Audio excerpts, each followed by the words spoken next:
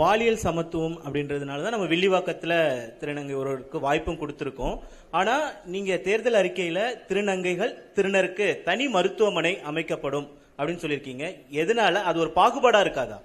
இல்லை, அவங்களுக்கு அவங்களுக்கான அந்த சிகிச்சைக்கெல்லாம் சிக்கல் இருக்குது, மற்றவங்க பொதுவாக செய்கிறது இல்லது.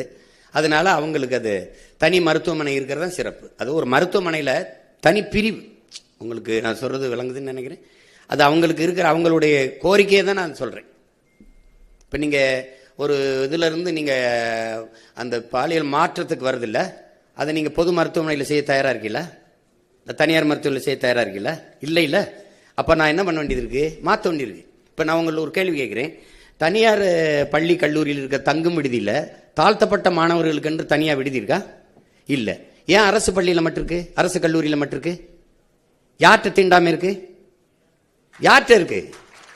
அரசு கிட்ட இருக்கு. நீ தனியார் முதலாளி அந்த பள்ளிக்கூடத்தில் போய் நின்ன சாதியா அந்த சாதியில ஒன்னா இருந்து படிக்கிறான், ஒன்னா சாப்பிட்றான்ல. ஏன் நீ ஓம் பள்ளிக்கூடத்தில் தனியா தங்க விடுதி வைக்கிற, ஒன்னா வைக்க முடியல?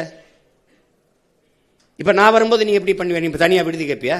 தனியா சொல்லுவியா? நீ ஒரே விடுதியில் படி, என்ன சான்றிதழ் புடி, எங்கேயாவது போ. அதையே சாதிக்க முடியல. அப்போ அது அவங்களுக்கு தேவை. அவங்க என்கிட்ட வச்ச கோரிக்கை தான் அதில் வச்சிருக்கேன். அதனால அது பொது மறுப்ப நீங்க ஒன்று கேட்போம். கொரோனா நேரத்தில் ஏதாவது தனியார் மருத்துவமனை ஒரு நோயாளியை எடுத்து மருத்துவம் செஞ்சதா இருக்குதா? முழுக்க முழுக்க அரசு மருத்துவர்களும் அரசு செவிலியர்களும் தான் சேவை செஞ்சு காப்பாத்தினாங்க. அப்ப அது புரியுது இல்ல? அது மாதிரி ஒரு நிலைமை அவங்களுக்கு இருக்கிறதுனால ஒரு பொது மருத்துவமனையில் அவங்களுக்கு தனி பிரிவு, அவங்களுக்கு தனி மருத்துவம். அது இந்த உடல் உறுப்பு அறுவை சிகிச்சை செய்யறதுக்கு அவங்க படுற அந்த துயரத்தை நீங்க சொல்லி கேட்டீங்கன்னா அவங்களுக்கு நான் சொல்றதுல அந்த மதிப்பு தெரியும்.